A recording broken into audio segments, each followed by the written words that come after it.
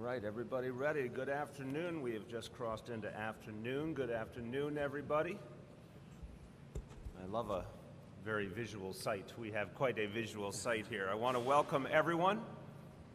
This is a really great day for the children and the parents of the Upper West Side. And it's a day that a lot of people who are sitting here around me have been working very, very hard for. Anything like this takes a lot of effort, a lot of persistence, and we can certainly say of the elected officials and the community activists of the Upper West Side, they are legendary for their persistence and their focus, and this is certainly a day they can claim a victory on. So this community's been growing, like so much of the city, and it's a really wonderful place to live. Long ago, I used to live here. It's a great place to live. It's a very desirable community, and it's certainly seen real growth, and we have to adjust to that growth and make smart decisions so we can accommodate the needs of children and make sure they can learn in the best possible environment. And there's certainly been increasing pressure on the schools that existed because of that growth and real needs that had to be addressed. We heard so strongly the voice of this community calling for the creation of more school seats and a real demand that whatever happened in the development process, wherever the city could have an impact, that we focus on the creation of more school capacity. And I want all of the leaders here around me, and I want all the people of this community to know we heard you loud and clear.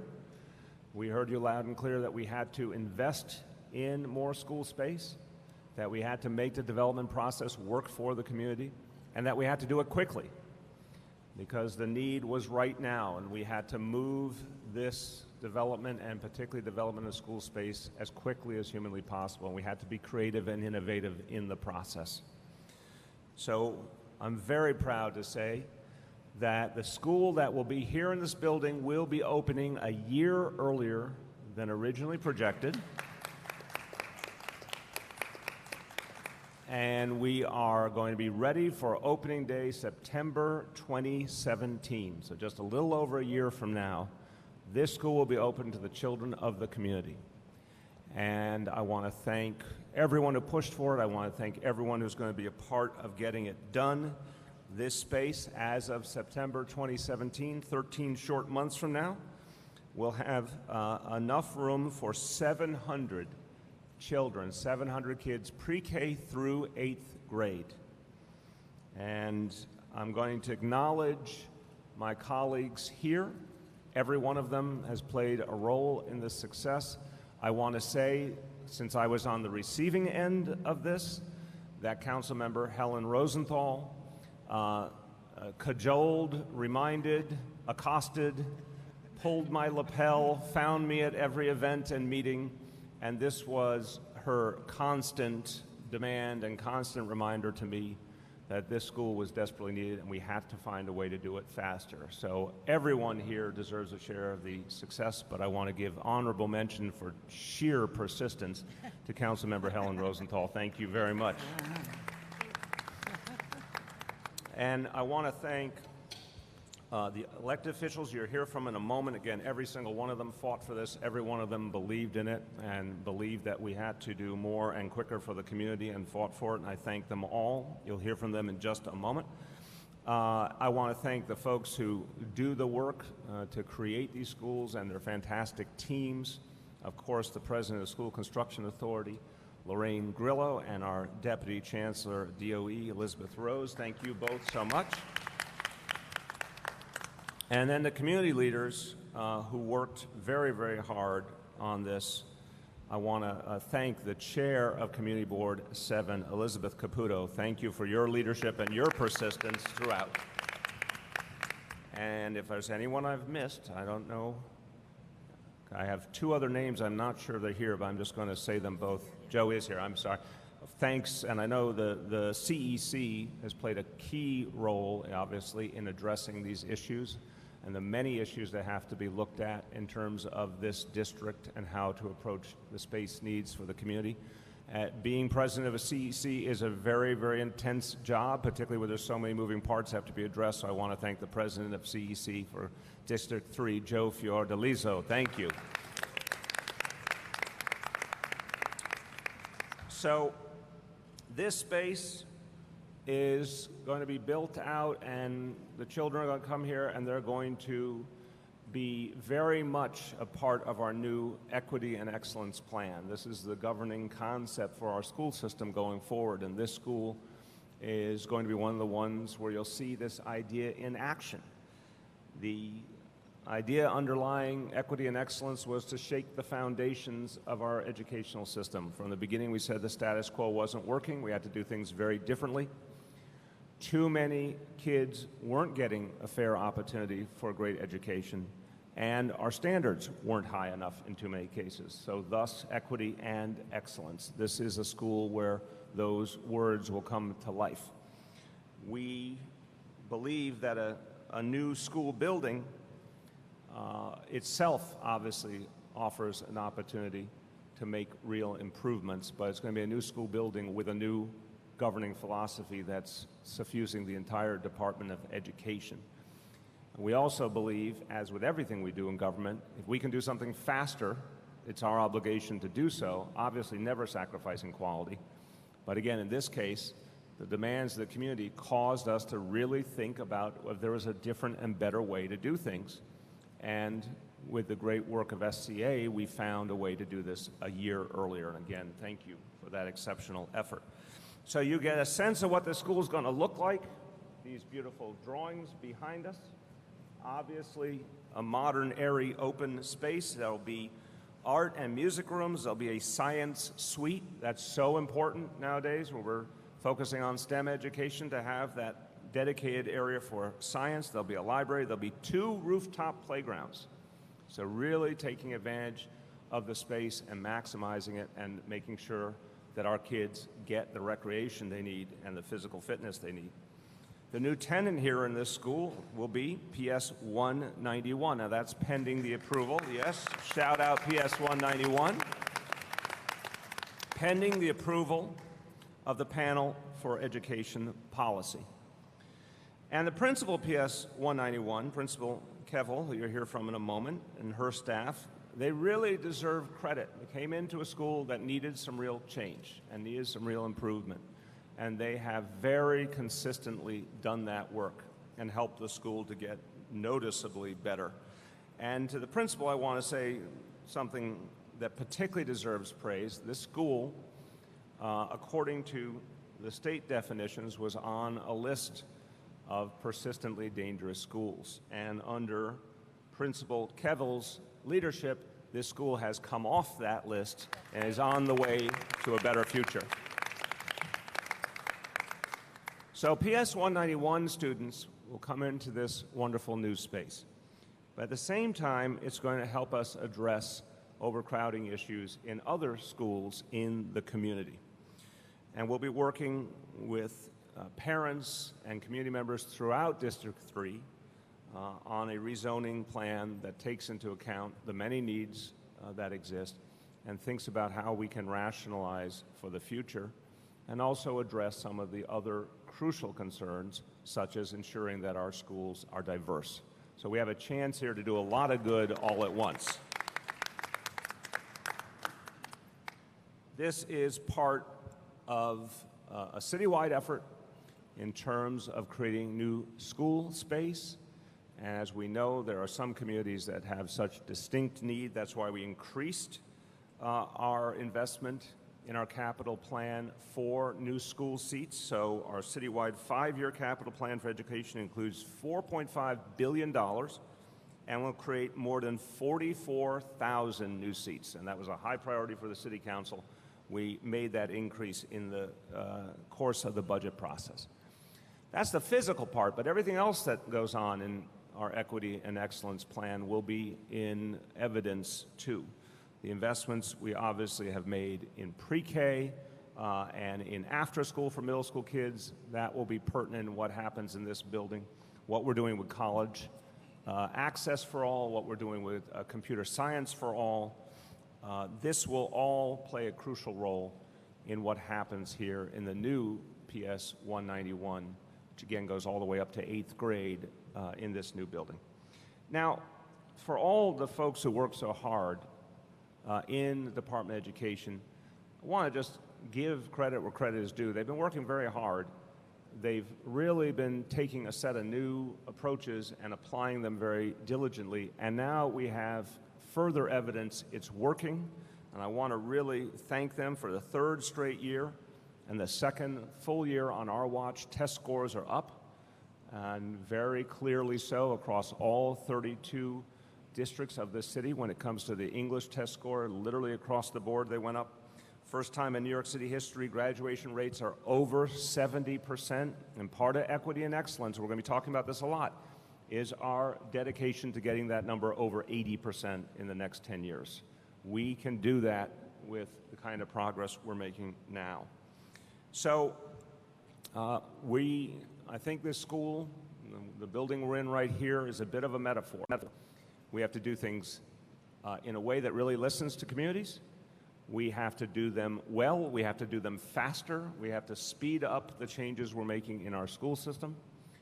Shaving off a year, in this case, means for the families of 700 kids, their kids will have a better experience starting in September of 2017, not waiting until September of 2018. And I can say as a parent, additional year where your child's getting the things you want them to get is a very, very big deal. So thank you to all, and just a few words in Spanish before I introduce my colleagues. Me complace anunciar que vamos a tener un nuevo espacio escolar disponible en el Upper West Side un año antes de lo programado. Casi 700 estudiantes tomarán sus clases desde el próximo año en Riverside Center. Esto es parte de nuestro compromiso para asegurar que cada alumno de Nueva York estudie en un ambiente más sano y dinámico. With that, again, I said the principal deserves such credit for the work she's done to improve the school, and results have come very fast, and she's been very effective in the role. So it's my honor to introduce the principal of PS 191, Lauren Kevel.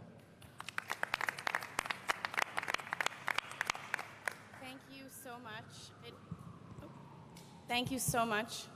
It is great to be here and represent the PS 191 community, the students, the families, my staff, and the community at large. We are thrilled and honored to have the opportunity to move into this lovely space. I can only imagine the possibilities that are in front of us with a facility that offers such a vast array of resources for our students. In talking to our families and our students and staff, they are beyond thrilled at the potential of calling this building our home.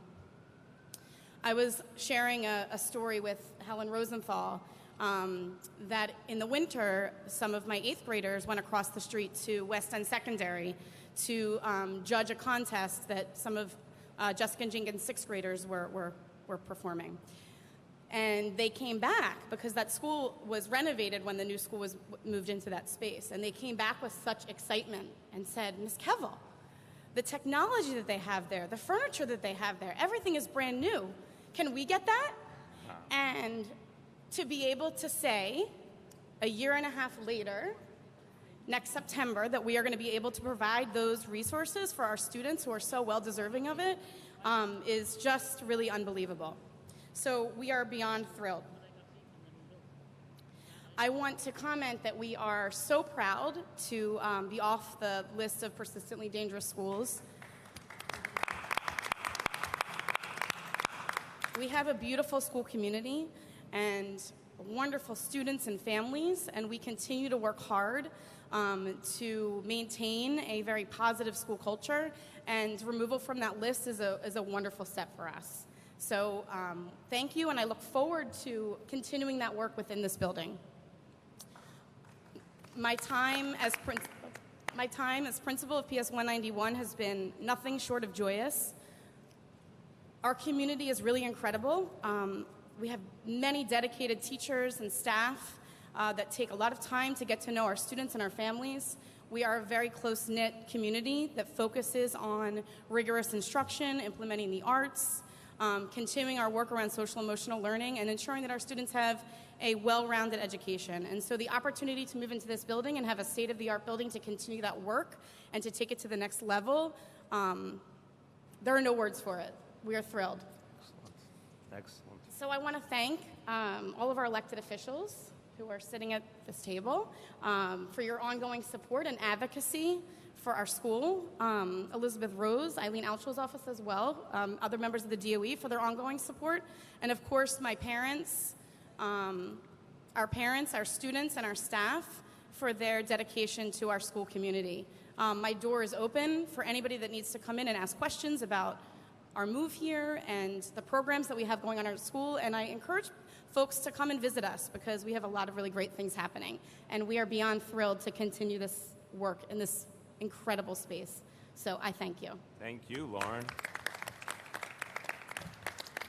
I want to note, and Lauren deserves tremendous credit, and she's not alone. Other principals and other school staffs, teams in schools all over the city follow the same path and improve their schools and address some outstanding issues.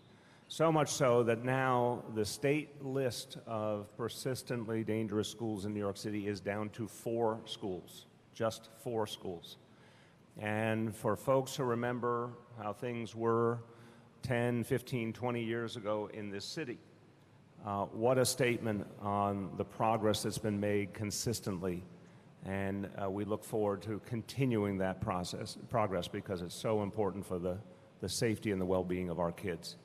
Now, I want to turn to someone who, when it comes to the development process, among many, many issues that she has focused on, Gail Brewer has been someone who has demanded a lot of the city and that the city do more and better for communities in the development process. She's been one of the people that has very aggressively pushed for, no, I'm trying to say it nicely, Gail, aggressively pushed for better deals for the community, and this is an example of one of them. So Gail, I thank you for always being that, I was going to say conscience as a nice phrase, Borough President of Manhattan, Gail Brewer. Thank you very much, Mr. Mayor, and I want to thank the council member and the mayor because I have to be honest with you, nobody thought this could happen in terms of a faster timetable.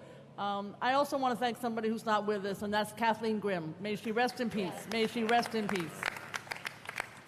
So this is the best kind of press conference you can do in this business, and I want to thank the mayor for pulling us together. Manhattan real estate is some of the most expensive in the world, as we all know, and people from all over the world want to do business here, spend time here, work here, but more importantly, build here. So it makes it hard to build infrastructure. But we can turn that challenge to our advantage by requiring important new infrastructure be part of development. And that's what we've done here at Riverside Center by building this new school. Actually, to be the conscience or the pain in the ass, new schools should be part of all new residential development projects, just FYI.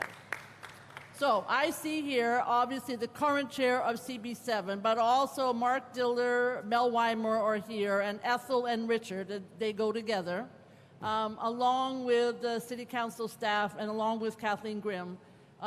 We worked on this school, and what was interesting about it is I love Kathleen Grimm, but she always said, Gail, you don't need such a big school. And we said, yes, we did. So we added space to the school just in case we needed it. And guess what? Before she died, she said, Gail, you're right. We needed the extra space. And DOE added it. And I want to thank Mike, who's standing over there from SCA, because he had a lot to do with it. Thank you, Mike. So the fact of the matter is, based on the Riverside Center's plan and based on the community, working with the community board, this school is part of this development. And the good news is, and the mayor should take credit for this, is that because the schools are so good, people who would normally send their kids to private school are sending their kids to public school in this neighborhood. And that's a very good thing. Yes. I think people didn't realize that 199, when they were first overcrowded, had 128 families from the Riverside South area that were going to 199, which is a good thing. So we're very pleased, and congratulations to the principal. I happen to love the computer teacher at 191. I just want to make that clear, but all the teachers are great. And it will make a wonderful community here at this building, which is larger than DOE originally thought was necessary. So very simply, it's the rooftop, as the mayor indicated, the music rooms, the library, medical suite, science lab, all of that will make amazing learning for the young people and their families who will be here at 191. So thanks to DOE, to the mayor, to our colleagues, all the elected officials, and to the developer. I want to give Gary Barnett credit. He had to go through hell, which he deserved, in order to make this project work. And then, of course, he sells it, because that's what he does.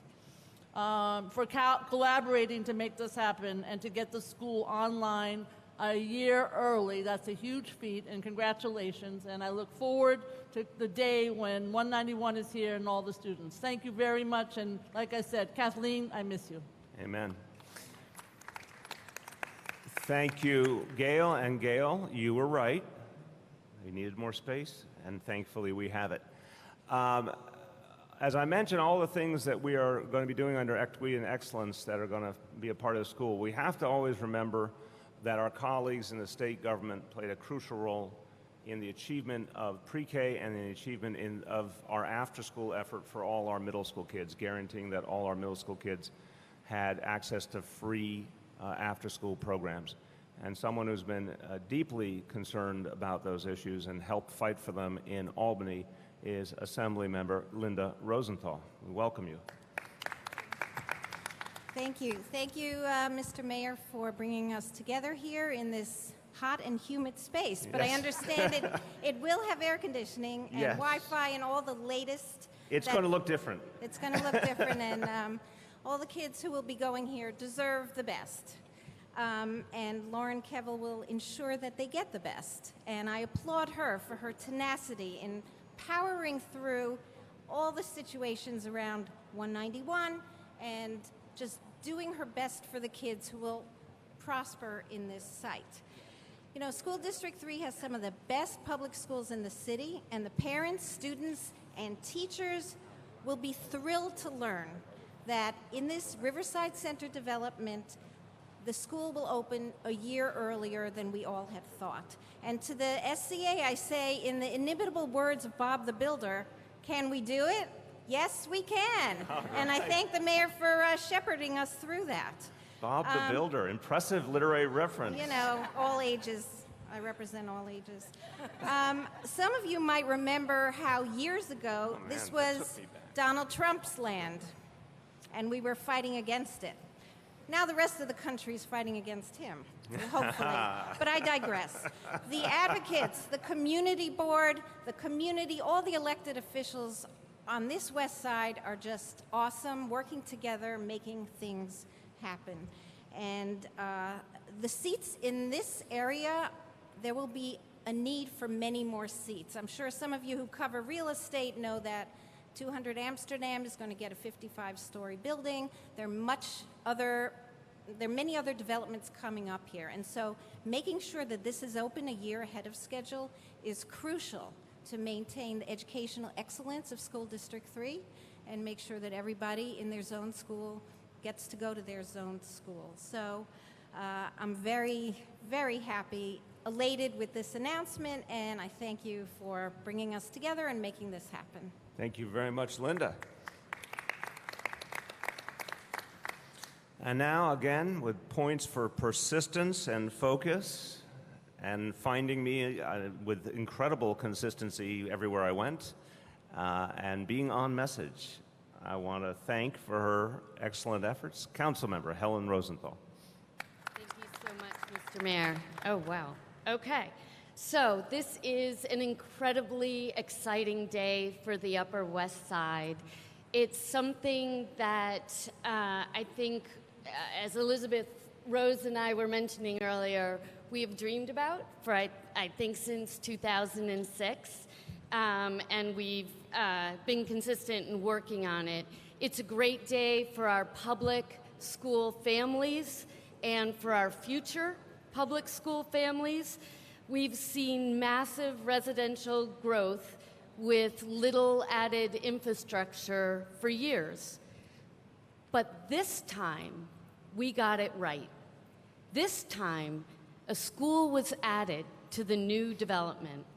We all fought so hard for this. And as Gail mentioned, today we have 4 Community Board 7 chairs.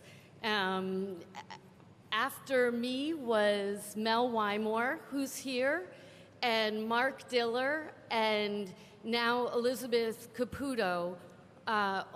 And I will say, during my time on the community board and with your leadership, we really engaged the public school parents.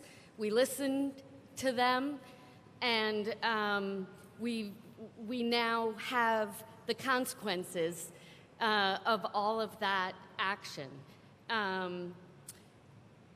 The reason, of course, that we did that is because for the past dozen years or so, we've had no additional public school space and 2 public schools overcrowded at nearly 150% of capacity. This is going to relieve that. And despite all the good efforts that we made to create additional school capacity, extensive overcrowding persisted. And yes, I gently nudged the mayor to do everything he could do to open this school at 21 West End Avenue as quickly as possible. Opening this school in 2017 allows the community to make rezoning decisions with all of the school spaces and resources fully available and no half measures or interim steps required. That is in the best interest of our families and in the best interest of our schools. Under Principal Kevel, this move will be the physical manifestation of the reinvigoration and the new programming that has taken place within PS 191 itself since she came on board 2 years ago. I congratulate Principal Kevel on the great work she has done over these past 2 years, and I can't wait to see that good work happening in this brand new, beautiful space with all of the state-of-the-art resources. You know, residential buildings to continue to come online in our neighborhood, so let's be clear that this is not one and done. We need to be consistently planning in a proactive manner. And the bottom line is that we must be responsible to provide the best educational experience for our families and create the space, the environment, and the resources for each and every one of our schools and their students to do their very best. I am giddy at thanking Mayor de Blasio for listening to the needs of this community in a way that no mayor before you had, and for stepping up to bring this space online sooner than we had planned. Thank you very much, Councilmember. Finally, because Lorraine Grillo likes to give credit where credit is due, I just want to give her a chance to acknowledge some of the other folks who really deserve praise here. Well, thank you, Mayor. This deal, or this ability to get this school done a year earlier, was a collaboration, and it was a collaboration between the great SCA team, our legal team, and our construction management team. But it could not have happened without the cooperation of the developer, Dermot, and its contractor, Tishman. So I just want to say thank you. Thank you, Lorraine. Okay, we're going to take questions about this announcement, and then we will take questions on other topics as well. So anything related to this announcement, please. Just do it as loud as you can. Given this school is like part of the conservation schools involved in the current rezoning debate on the Upper West Side, and I just wanted to ask, some advocates and elected officials have said your administration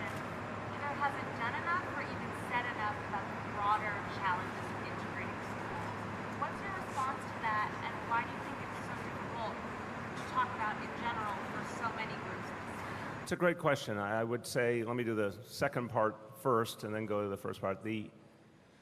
I think it's difficult to talk about because it's about American history. It's about the reality of this country and this city going back not just decades, but hundreds of years. And that has to do with discrimination and segregation in housing, let alone education, employment, et cetera. So I think it kind of it strikes the central chord of American history that we're all in so many ways trying to address. But I think the best thing to do, and we certainly saw this in Brooklyn Heights and Dumbo and downtown Brooklyn, is to bring it out in the open, talk about it at the community level, and work it through. Because you remember some of the apparently very intense controversy in Brooklyn that over that course of that civic dialogue, actually people worked through very productively and found a lot of common ground and rethought some of their assumptions about their local schools and who went to them and where they wanted their children to be. So I'm a believer that that dialogue happening out in the open is good, and I'm absolutely convinced that's what's going to happen here on the Upper West Side. To the bigger question, I always appreciate advocates who are pushing us to do more. I would say there's a couple of obvious facts. One, our vision around education required setting some very fundamental building blocks in place, whether it was pre-K, after school, professional development, the contract with the teachers, so many of the things that we had to do to start the process of bigger changes, and that had to be the first priority. But we've made clear from the beginning that we were going to increasingly focus on the question of diversity and balance. Certainly, I've talked very vibrantly about that topic when it comes to our specialized schools, and I intend to continue that work. But we're also going to be doing this at the district level. Rezonings are one tool in that, but they have to be done with communities, and they have to be done with many imperatives in mind. The other thing we're finding in the DOE, and I think this has been well reported, is that there's some really great new models that look at economic diversity and other factors that allow us to do the work of diversifying schools in a way that's legally appropriate and very effective and that gets a lot of buy-in from communities. So you're going to be seeing a lot more of that. So to folks who say we want to see more, I understand where they're coming from, and my simple answer is you're going to see more. Yes? I just want to clarify. Just louder. I just want to clarify, is PS 191 going to be the only school, or is there also a different school opening? And as far as the rezoning, the last that we had heard, it had been delayed for a time, so it's now planned to go back to the free garage. Is that a rezoning plan? PS 191 will be the only school in this building. It serves students in grades pre-K through 8 and will have all grade levels when it moves in, when the building opens next year. So the Department of Education has presented 2 draft scenarios for potential rezoning to the CEC and has already gotten some community input. And we are continuing to engage in a dialogue with the CEC, with parents in the community to get additional input before a final proposal is made. Two-part question. First, in terms of the rezoning, I don't know how closely you've been following this, but 191 is one of the schools that has been discussed doing been here. But the major question now is what's going to happen with 191's current building and whether that's going to be a new elementary school or whether PS 102, which is currently on West 77, will move here. What do you think should happen, and which of those options? I think the good news is that because everyone up here, and I give them all credit, we now have options. And we can talk about how to strike the balances that we need to in the process. So that's exactly why we're having a process with the Community Education Council, with the Community Board, with the elected officials to figure out what gives us the best balance. We want schools where there's not a crowding problem to the maximum possibility, given all the development pressures, everything we've talked about, growing population. We want to try and make sure that we address overcrowding as much as possible. We want quality education, obviously, in all settings. We want to address diversity. So we're looking for what is that balance point. And there's going to be a very open public process about it. As you said, whatever is decided would not take effect until September 2017, so we have time to work that through. But the X factor is now being able to have moved this up into the equation, where we are sitting right here, up into the equation, so we're dealing with a much greater supply as we make those decisions, and everything's sort of put on a level playing field now. I mean, you talked about people on the Upper West Side coming together and talking about integration, but in terms of the city's role, do you consider the amount of segregation in District 3? Do I consider The amount of segregation in District 3 acceptable or not? And if it's not acceptable, what do you think this new building allows the city to do about it? I would question the premise of the question.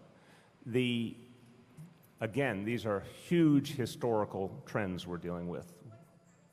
Meaning, to say acceptable, unacceptable, we're not dealing with a world where we got to set the ground rules decades in advance. We're dealing with a world that has been as it's been for a long, long time, and we're moving as a society away from that, thank God, to a more diversified, integrated place.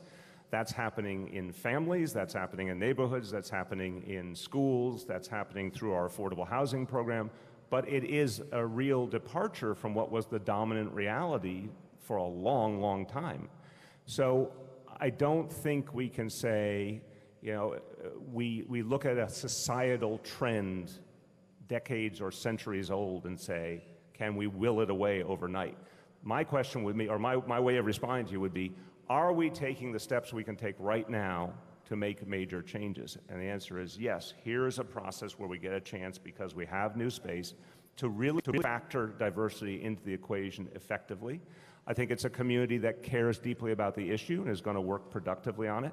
And then behind that, again, I think you're going to see diversification through the affordable housing program. I think you're going to see diversification through the new initiatives that DOE has been creating school by school and been experimenting with, that have been working, that we're now going to be applying elsewhere. There's going to be a bigger discussion. I want to just foreshadow. We have to bring the people in New York City a bigger vision of how we're going to do this now that we have some tools that are working, and we don't have that all worked out yet. But my argument is I think we're going to be able to make real progress here. I think Helen may want to jump in this too, but I will say because it gives us options now. Right. I'm actually going to give it. Okay.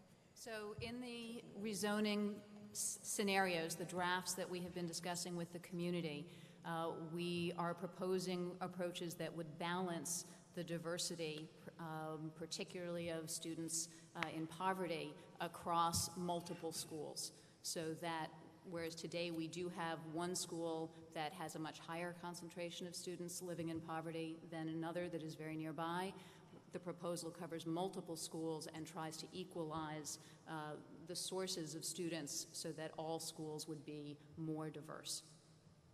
Nicely said. Who else? Yes. On the list of persistently dangerous schools, what's unusual this year is that the only schools, the 4 schools, are all elementary schools, not a single middle school, not a single high school. I'm wondering what you make of that. It's a pretty unusual scenario, and also what do you say to skeptics, like the School Safety Agents Union, that sees those figures and it makes it doubt the accuracy of the numbers? The state has been keeping these figures for a long time. We have often said we don't always agree with the state's definitions, but let's be clear, we've all lived by them.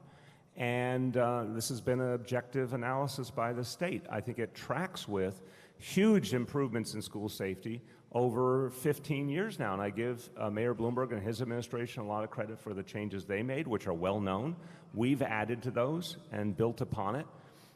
The city's getting safer. The schools are getting safer. It's quite distinct and obvious.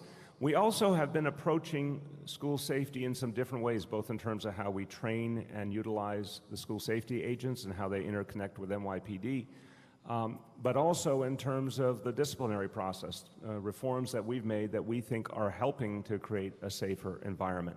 So I think it indicates progress, and it's something we're going to have to earn every year.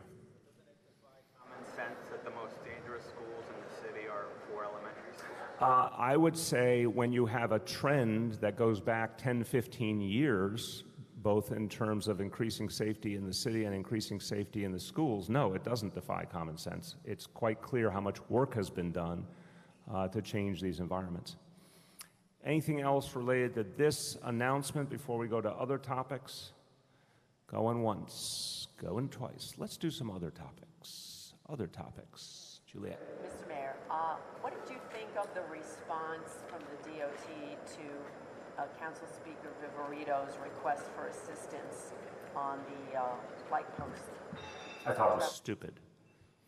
And how do you think they should have responded? I think they should recognize if the Speaker of the City Council, one of the leaders of the city government, is raising an issue that obviously demands respect and demands attention. Now, the good news is that should be true for any citizen. And in fact, that issue was quickly resolved, as I understand it, in a matter of hours. But she should not have had to say what she said. Other regular citizens who are not an elected official, should they be expecting that same kind of response? I think the response should always be that we're going to fix the problem right away. Now, look, I'll give credit where credit is due again. 311 is a great system. It has its challenges, but in the main, it's done a lot of good for the city. I give Mayor Bloomberg credit. But it also has to be managed to be courteous and effective and quick in the response. And something we work on across all city agencies. We want to see anyone raising a concern treated with respect, and we want the turnaround time to be very, very fast. So it's what we call a teachable moment. Okay, Henry. The elected official 2 spaces to your right, who has been referred to as your conscience, if not one of my consciences. in the ass, I don't want her head to swell. takes issue with your administration over your failure, if you will, to use the leverage that you have with a development that's planned for 18th Street, West 18th Street, where they need a special permit. Yeah, I'm familiar with the case. Change the shape and the height of the building. Yeah. And the city isn't demanding that affordable housing be a condition for granting a special permit. Given your professed priority in this area, why aren't you pushing for it? Because it's an apples and oranges situation. The fact is that the law we passed, the MIH law, Mandatory Inclusionary Housing Law, was abundantly clear. It referred to rezonings, it referred to upzonings, it did not refer to a situation like this where you're working within the existing FAR. And that doesn't mean the ballgame's over. This is what I want to be very clear with you about. This is not a case, on deepest respect to Gail, and I think she and I share the exact same impulse. We want to maximize affordable housing everywhere, in every situation we can. On the narrow question is, does MIH apply here? No.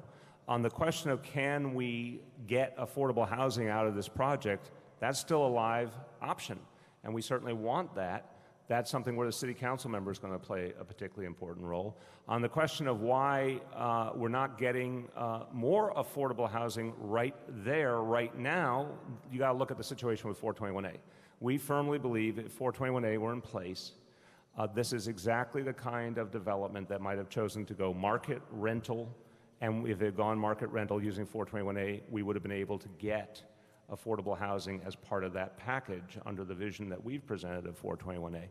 So a lot of different currents, but on the specific question, what will be the outcome on that site, that has not yet been determined, and I do think there's a chance for affordability there.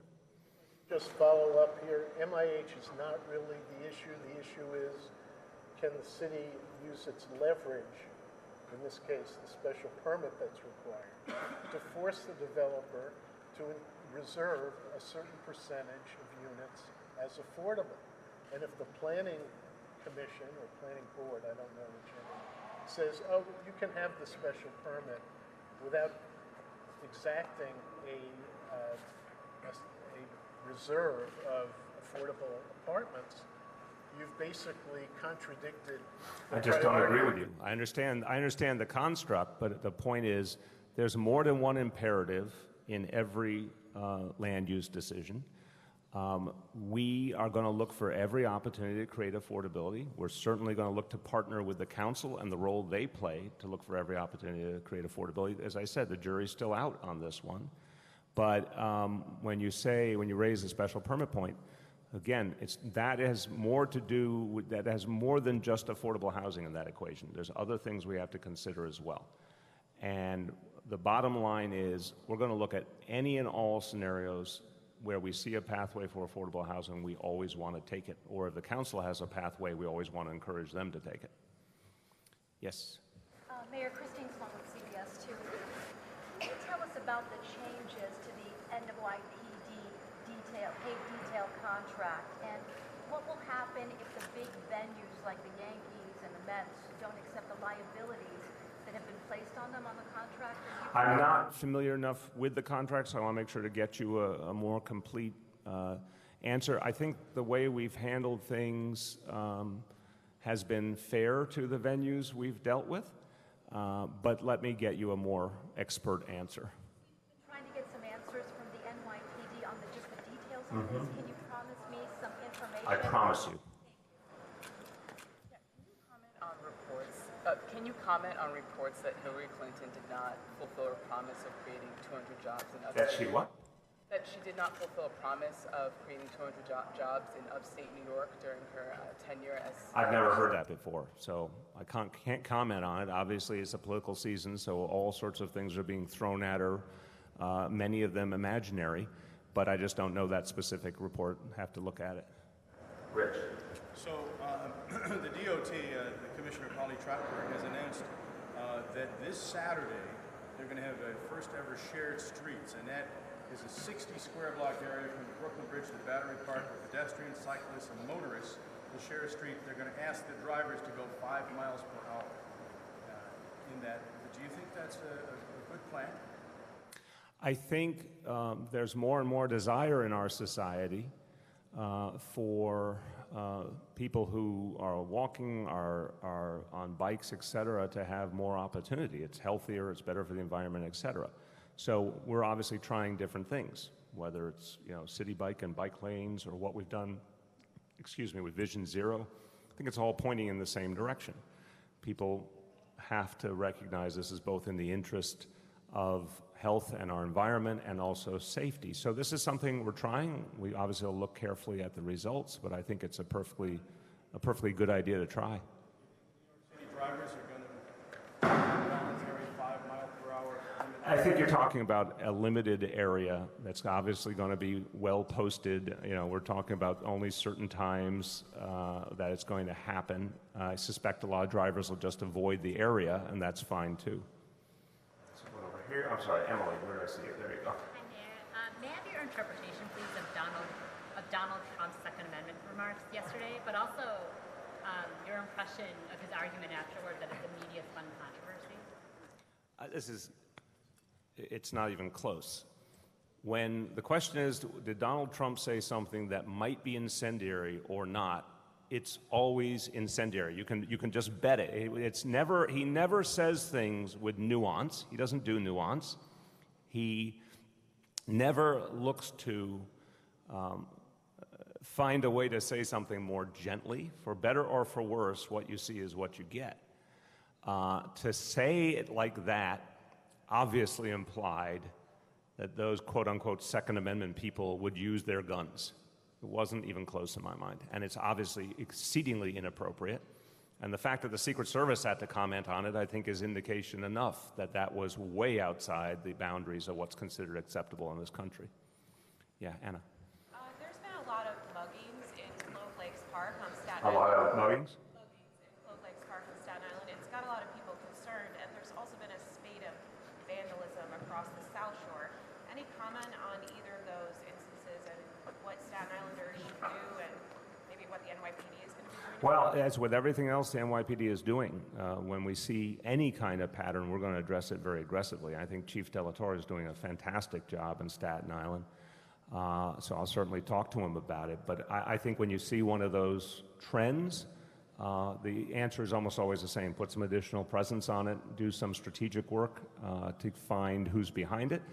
And the NYPD almost always gets their man or woman. I mean, I think one of the things that isn't being recognized enough because we sort of have evolved and we haven't fully taken stock of it is that the rate of finding perpetrators is improving all the time, and people don't get away with it. Some of it's just the presence of video cameras and things like that, but also the NYPD, as more serious crime continues to go down, can focus more on quality of life crime. So we'll definitely put attention on it, we'll definitely put resources on it, and I think we'll find the people behind it. Yeah. Do you think people should feel safe using that park? Of course, of course. The independent monitor overseeing the NYPD released another report today, and as part of that report, it said the body camera program would be delayed another 6 months. This is another delay in this program. Are you concerned that it's yet another delay, and are you concerned with Pratt's departure that it could somehow? No, there's nothing about the commissioner's departure that will slow down anything we're doing, because the guy who's been the architect of so much of the day-to-day work is taking over, and Chief O'Neill unquestionably is devoted to the body camera program, as am I. We're gonna work it through very quickly. It is complicated logistically, technologically, in terms of legal issues, confidentiality issues. There's a lot of things we've said from the beginning have to be worked through, but once we get it all worked through, it's going to be increasing consistently. It is the shape of things to come in New York City. In the meantime, I think the other things that we're doing to improve accountability and improve police community relations, neighborhood policing, the retraining, all of these measures are having their effect. So once we get it right on body cameras in terms of all of the outstanding issues, we will then be rapidly increasing the amount of them. Two more questions. About Detective Gregory Gordon, who since the NYPD... Say again. Detective Gregory Gordon, since the NYPD has been investigating him for Facebook comments, including referring to your wife as a former crackhead, and since then it's also emerged that he hit a pregnant woman with his car and didn't render assistance, and that he was involved in a shooting in which it is questionable whether the person was armed. Just wondering, given that pattern of conduct, do you think he's appropriately representing the NYPD, and what should be done? I don't know the status of any review of his situation. I'm going to say, as a human being, what he said about my wife was reprehensible, and I would say that about any other human being. I don't care if they wear a uniform or they don't. You shouldn't say that about someone, especially because it's not true and it's just inappropriate. But in terms of the professional issues and how the NYPD looks at it, I don't know the current status of any outstanding issues or any review related to him. Mayor, just wondering about the teachable moment with the speaker and the DOT Twitter date. Have you spoken to the speaker or to Polly Trottenberg about this? Have you told DOT that they've got to have a better customer-friendly... I think they'll get the message. I have not spoken to them, but I think they'll read what you write and get the message. I think it's self-evident. Let me do a couple more, yeah. Mayor, on Rivington House, you had said back in April you were livid. The Hessmaker filed a fraud complaint. You said you thought the city was misled by developers. We now know from the DOI report you were right, that Slade Property Group and Allure had been conspiring to mislead the city about their plan for Rivington House. So a two-parter, what do you think of Slate doing that? You talked a lot about Allure, but what do you think of Slate doing that? And secondly, with Slate poised to do a big project in Crown Heights, the Armory project, are you going to reopen that RFP or relook at them getting that project? We're going to take a very hard look at that situation. That contract has not been finalized. And I think what they did was inappropriate. The DOI report makes quite clear. And I think anyone who seeks to do business with the City of New York and misleads us needs to know that there will be consequences. So we'll take a hard look at that situation. Mayor, the DOI is investigating Hornblower, the citywide ferry service provider. The DOI is going to investigate Hornblower, the citywide ferry service provider, for their connection to aggressive ticket sales tactics. I'm just wondering, were they vetted before they were awarded? Yeah, they were absolutely vetted. And I don't think this issue had emerged at that point. It's perfectly normal. This decision was made months ago, and then the issue came up after. But we'll have an investigation. Obviously, we want to know what happened. I think there's some early public evidence that this was well downstream and some bad apples that have nothing to do with the management of the company, but we're going to certainly look very carefully. At the meantime, everything we're going to do on the ferry system is full speed ahead. Go ahead, last question. Mr. Mayor, on the recent test scores that you were celebrating recently, a lot of people pointed out that while the city test scores grew incrementally, that charter school scores outpaced that growth almost double. Why do you think that is? You know, I don't want to get into a big analytical discussion of, you know, the different approaches to test prep and other factors that might be at play here. We're very comfortable with the approach we're increasingly taking, which is to de-emphasize high-stakes testing, de-emphasize test prep, focus on actually assessing the child. We want to know how kids are doing. We want to look at multiple measures. Tests are only one of them, and then continue to improve. You know that there was too much emphasis, I would say, I shouldn't say you know, I would say I believe there was a lot of evidence there was too much emphasis on test prep in our traditional public schools as well as in charter schools. So we have a different approach, but we think that approach is yielding better results in terms of actually teaching kids. We certainly believe other factors like professional development are contributing to why we're doing better. So I like the direction we're on. You know, we have a very open door to charter schools to learn from good practices and to share our practices, and there's much more of a spirit of collaboration. But I will also say, in some cases, that's because of a heavy focus on test prep, which is just not the philosophy of this administration and of DOE, nor do I think it's what the vast majority of parents want to see for their kids. Just a quick follow-up. When you see those scores, do you say to anybody, whether it's the chancellor or anybody else, hey, what do you think's going on there? Do you look at the difference in those scores and say, is there something else we should be learning there? I think there's a micro and a macro there. On the micro level, we want to learn from any and all schools, and that's where there's a lot more collaboration at the district level between charters and district schools for sharing specific approaches that are working. We want to do that for sure, and we think that's very, very positive. On the macro level, it's not a state secret that some substantial piece of that is based on charters that focus on test prep. And, you know, if that's where they put a lot of their time and energy, of course it could yield better test scores, but we don't think that's good educational policy. So we're going to do it the way that we believe is right for our children. The chancellor's, you know, literally an educator for 50 years. She adamantly believes we need to focus on teaching kids, teaching them critical thinking, teaching them problem-solving skills. All the things that have become clear are the essence of education today in the 21st century. That's where we need to put our energy, not on test prep, not on effectively, you know, teaching kids how to do well on a test at the expense of broader learning. So that's the direction we're going to take. Thanks very much.